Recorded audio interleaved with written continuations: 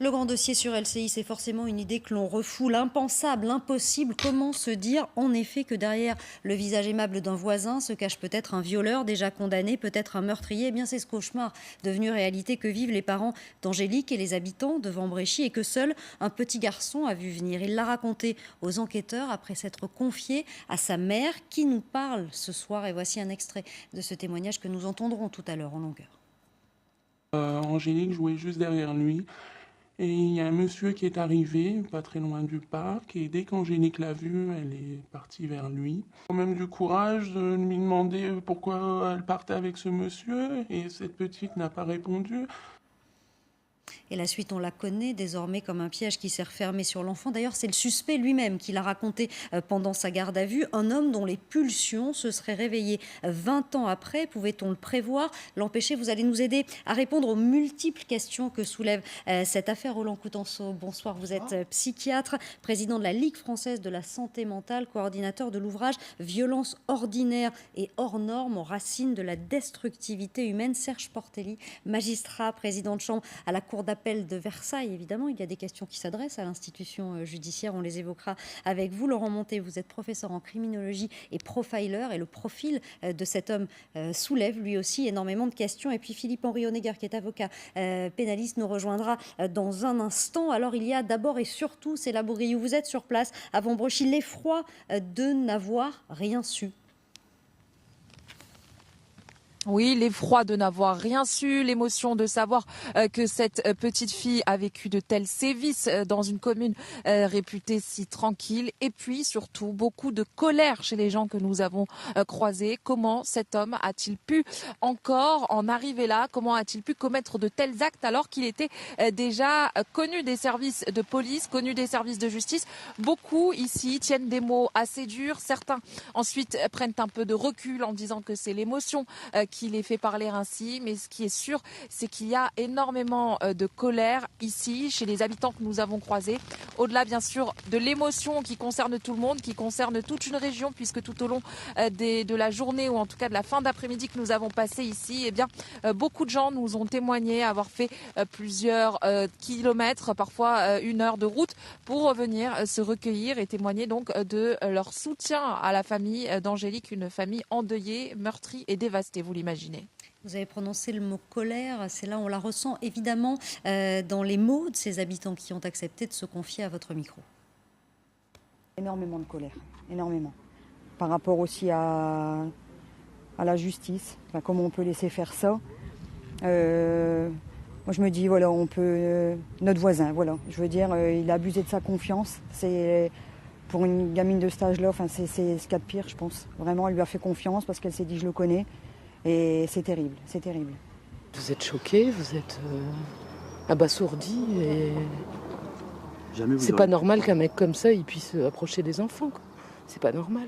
Même si c'était il y a 24 ans. L'erreur, elle reste là. Enfin, ce qu'il a fait, c'est impardonnable il y a 24 ans et c'est impardonnable aujourd'hui, quoi. Alors, il faut dire que ce voisin était un père de famille, mais un délinquant sexuel, fiché, dans un fichier dont on parlera tout à l'heure, repéré, donc soumis à un certain nombre d'obligations. Personne ne le savait, c'est ce qu'on entend. Est-ce que ça rend les choses encore plus insupportables quand on est, puisqu'on est encore là, dans l'émotion, Roland Coutenceau? Je dirais oui. D'abord, on se met à la place un peu de la famille de cette petite fille, on se met à la place des voisins. Et puis, apparemment, dans ce que j'ai compris, c'est un petit village aussi. Même cet homme apparaissait comme quelqu'un... je crois même qu'il y a un adjoint au maire qui a dit un citoyen au-dessus de tout soupçon. En fait, donc, voilà, donc c'est un choc. C'est un choc pour la famille de la victime, c'est un choc pour l'entourage, c'est un choc pour le village, c'est un choc pour la femme de cet homme. Donc, c'est le premier élément émotionnel un peu qui marque. Ce que l'on entend aussi, et on y reviendra sans doute, mais pour l'évoquer, c'est qu'on a le sentiment que l'on reproche à la justice d'avoir caché des choses, d'avoir caché qui il était, ce qu'elle savait. Oui, écoutez, je rejoins le docteur Coutenceau. Dans toutes ces affaires-là, évidemment, vous avez une émotion colossale. Maintenant, enfin, depuis quelques dizaines d'années, d'ailleurs, on a ces marches blanches qui traduisent, qui essayent de traduire l'émotion populaire. Et c'est normal, enfin, qu'il y ait de la colère, qu'il qui correspond à l'effroi, là, tout ça c'est absolument normal. Et que, du coup, il y ait des réactions de l'ordre de l'émotion, sous le coup de la colère, c'est aussi normal. Voilà. Maintenant que, ensuite, à froid, on essaye, avec un petit peu de recul, d'écouter les reproches qui sont dits, ça conduit à un peu plus de raison. D'abord, c'est vrai que c'est un récidiviste, mais il a été condamné par une cour d'assises. C'était quand même un jury populaire qui... Alors, qu'est-ce qu'on va nous dire? Le jury populaire s'est trompé il y a 24 ans. Bon, c'est la justice, mais enfin, bon, c'est quand même une cour d'assises. Et puis, il a fini sa peine, il a purgé sa peine. Il n'y avait plus aucune possibilité de le contrôler, de le surveiller en dehors de ce fichier auquel il a été inscrit immédiatement. Et puis là, l'exécution de ce qu'on appelle ça une mesure de sûreté, c'est pas une peine, s'est déroulée presque normalement, à part 2014, où, nous dit-on, il a oublié de signaler son déménagement. Oui, il pensait qu'il ne figurait plus dans le fichier. Oui, on lui a expliqué que l'inscription restait oui, mais c'est vrai ad vitam, que ça si j'ai peut bien compris. s'expliquer. Enfin, je ne suis pas son avocat, mais au bout d'un petit moment, au bout de quelques, presque dizaines d'années, on peut très bien se tromper. Donc, de dire que la justice s'est trompée, c'est une erreur. Il n'y a eu aucune erreur judiciaire. Et maintenant, ce qu'il faut rappeler aussi, c'est que en matière de délinquance sexuelle, les récidives, la récidive d'un crime ou d'un délit sexuel est rare.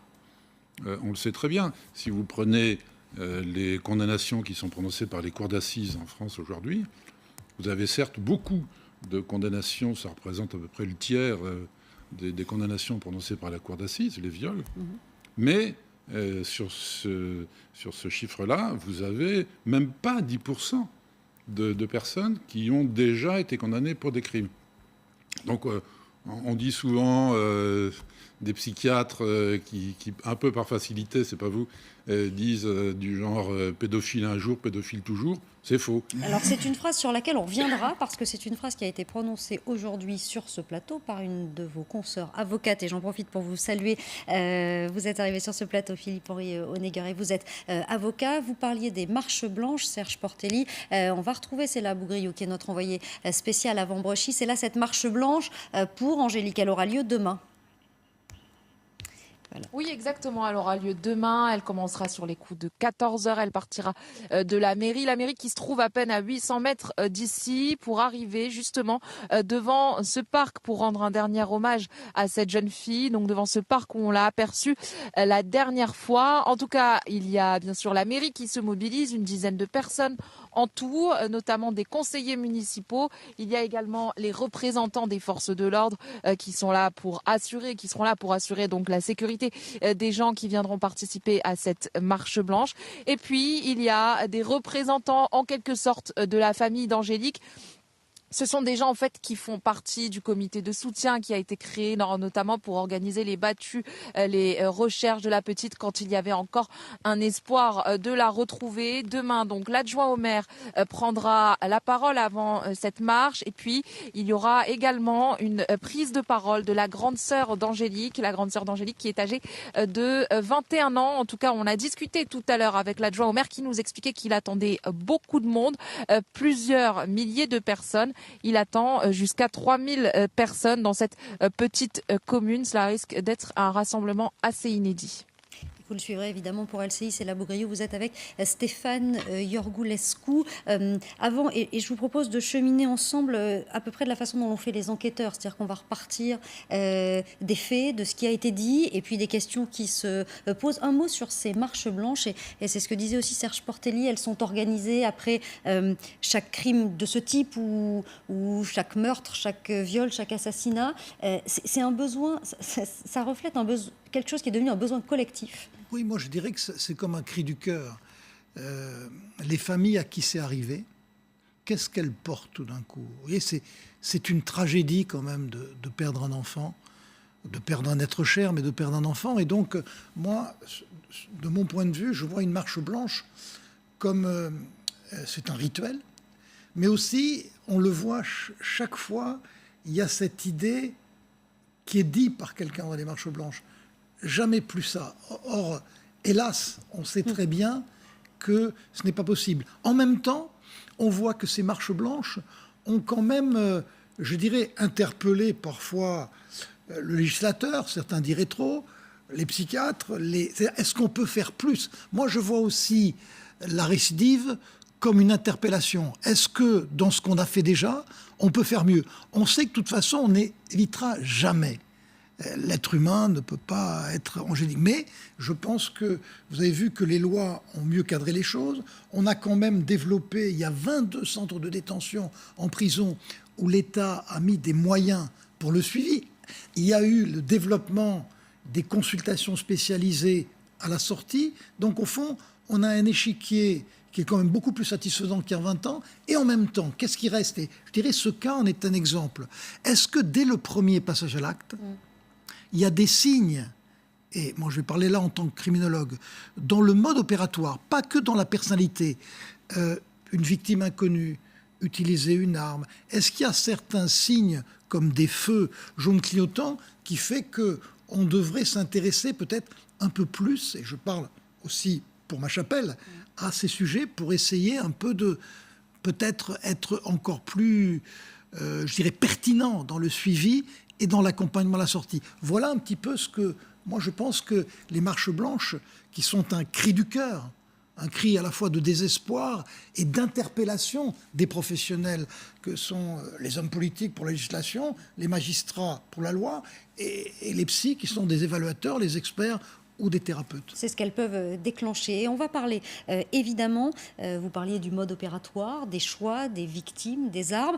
On va revoir ce qui s'est passé depuis mercredi. Et puis, ce mode opératoire, on en parlera évidemment avec vous, parce que le suspect a livré, vraisemblablement, en garde à vue, un récit assez détaillé des dernières heures de la petite fille, Henri Dreyfus. C'était son jour de repos. Mercredi dernier, David R se trouvait seul chez lui. Il est 16h30, il passe devant le jardin où joue Angélique. Il vient de boire des bières et de prendre des pilules contre les troubles de l'érection. L'adolescente le connaît car ils ont été voisins. L'homme prétexte vouloir lui remettre un objet pour ses parents. Il la ramène chez lui et commence à lui poser des questions gênantes. Elle cherche à partir face à ce genre de conversation et comme il en empêche, elle se met à crier. Il la maintient de force, au point qu'elle se cogne d'ailleurs dans la table du séjour. Il commence à la déshabiller et il l'emmène dans les toilettes et ferme la porte à clé. L'homme la viole, Angélique se débat et tente de s'enfuir. C'est alors qu'il l'étrangle et la tue. Le corps de la fillette sera placé dans une valise et abandonné sur un chemin forestier à Quenoy-sur-Deuil. Après 72 heures de recherche, c'est le témoignage d'un petit garçon qui va aiguiller les enquêteurs. Il affirme qu'Angélique a suivi un homme de son propre chef. En consultant le fichier des agresseurs sexuels, les enquêteurs vont remonter jusqu'à David R. L'homme est en effet un récidiviste. En 1996, il a été condamné à 9 ans de prison pour viol sur une mineure de 12 ans et agression sexuelle. À l'époque, le suivi socio-judiciaire n'existait pas.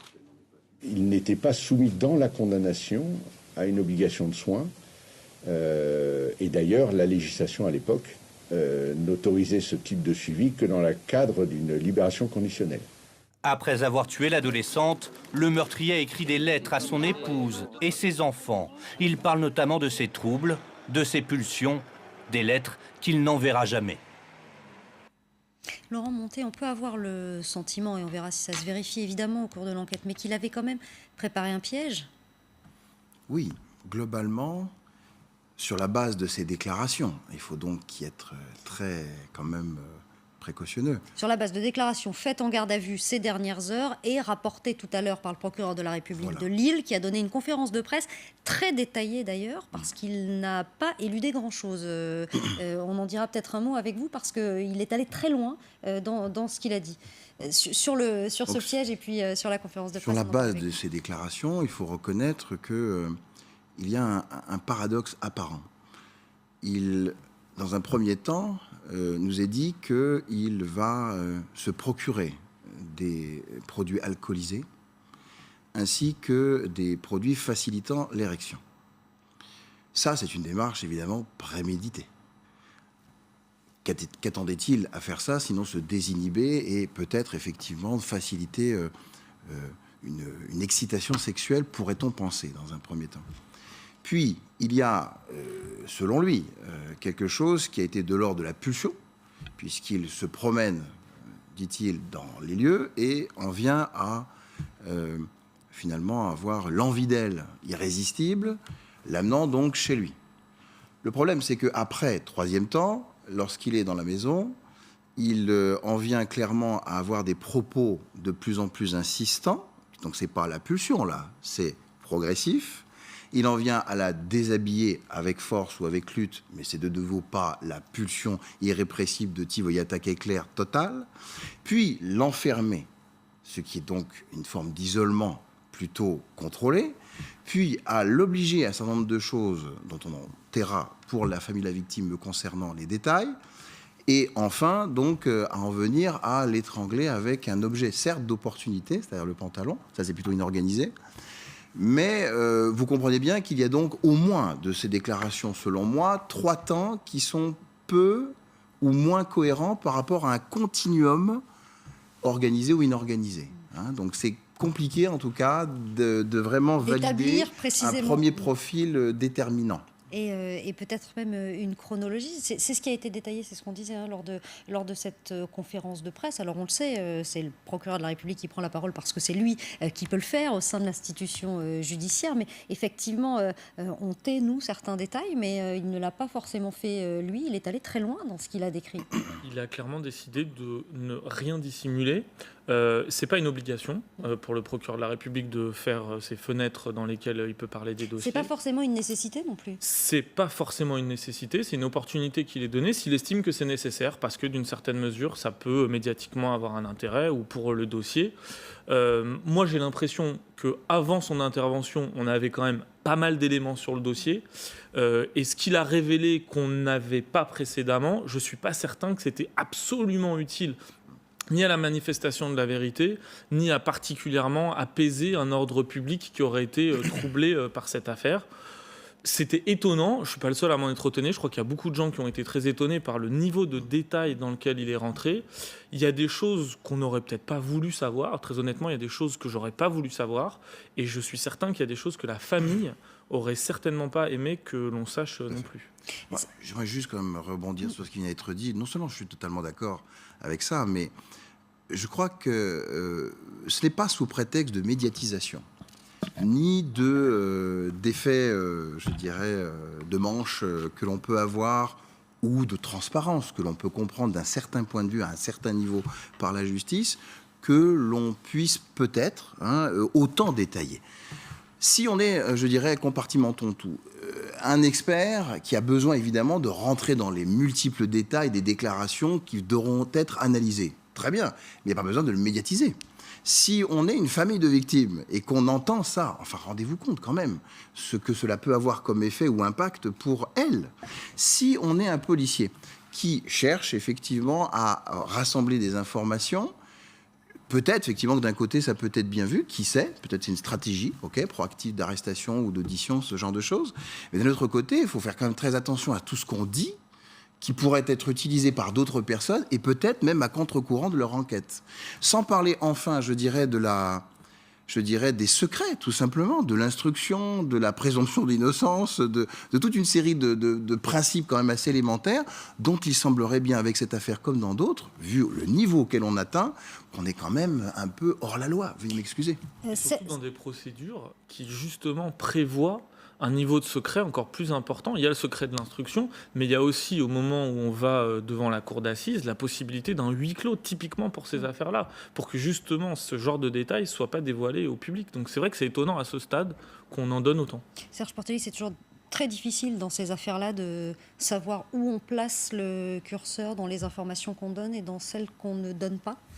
Oui, alors d'abord, vous ne pouvez pas dire que c'est une violation du secret de l'instruction, parce que l'instruction n'a pas commencé. Bon. Ensuite, vous ne pouvez pas dire non plus que c'est une violation du secret de l'enquête, puisque la loi prévoit expressément, depuis peu d'ailleurs, que le procureur de la République est délié, enfin, elle ne le dit pas expressément, mais c'est ce qui résulte du texte, délié du secret pour faire des communiqués publics sur une affaire qui est en cours. Donc on ne peut pas dire du tout qu'on est hors la loi. Donc mettons ça de côté.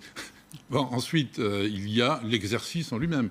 Est-ce que le procureur Je vous pose public... la question parce que même ici autour de nous dans cette rédaction, il y a eu des réactions assez fortes, étonnées après cette conférence de presse. Oui, j'ai entendu ça.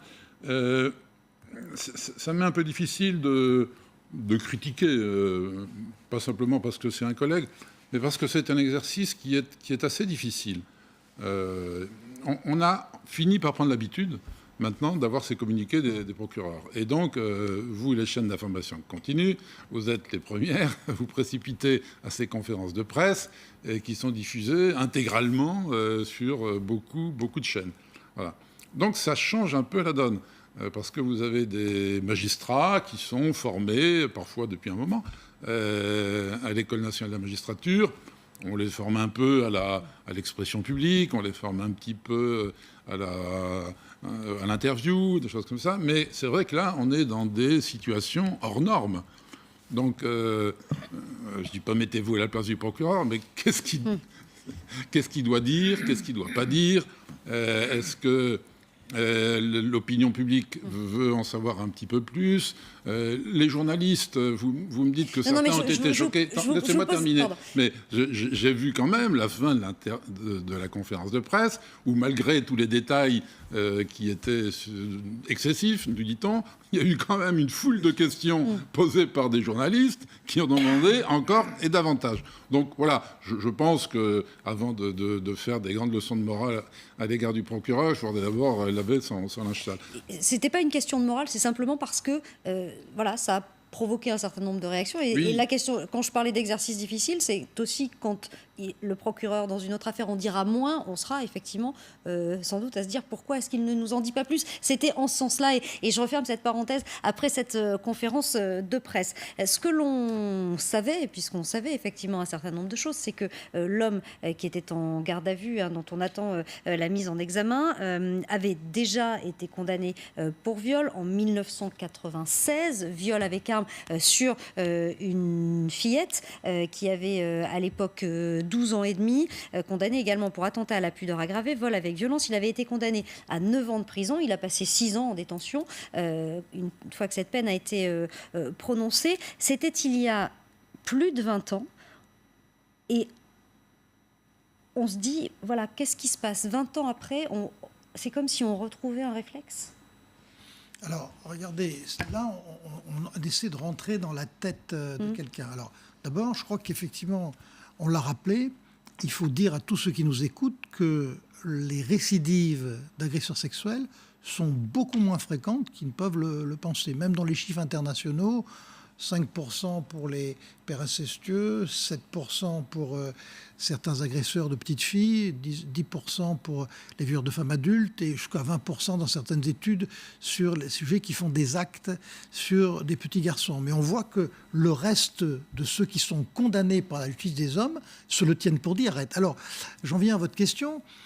Finalement, un passage à l'acte, c'est quoi? C'est un fantasme, une pulsion. On a popularisé le mot pulsion, les psys, et honnêtement, je le regrette parce que la pulsion donne l'impression qu'on ne peut pas se contrôler. Par contre, si je dis à tous ceux qui m'écoutent, est-ce que les êtres humains ont des fantasmes sexuels? Ben oui, les normaux et ceux qui en ont des... Bon. Donc, c'est un fantasme, c'est une difficulté de contrôle de son fantasme, du fait de l'immaturité, parce que, ou bien de l'égocentrisme. C'est une situation à risque qui dérive vers le passage à l'acte. Alors, le commun des mortels s'imagine, par exemple, que les délinquants sexuels sont, au sens du regretté Wolinski, des obsédés sexuels. Donc, qu'ils y pensent tout le temps. Voilà, ils y pensent tout le temps. Alors, certains, oui, on le voit, et certains à qui on donne la fameuse castration chimique, qui, effectivement, diminue un peu. Mais d'autres, c'est plutôt un courant discontinu. C'est-à-dire, cet homme... Alors, il avait peut-être quand même quelque chose qui est particulier, même s'il y a une fixation moins fréquente chez les petites filles. Vous vous rappelez que dans le premier passage à l'acte, c'était déjà une jeune fille, une très jeune adolescente. Il y a presque le même âge. Voilà. Qui avait presque Donc, le même âge. Ça veut dire qu'il n'est pas pédophile forcément au sens exclusif, mais les jeunes filles l'intéressent. Et donc ça, potentiellement, ça reste dans le psychisme. Mais au fond, souvent, ce qu'on voit, nous, dans les consultations longues, c'est dans des moments de déstabilisation de la vie. Qu'est-ce que c'est un moment de déstabilisation?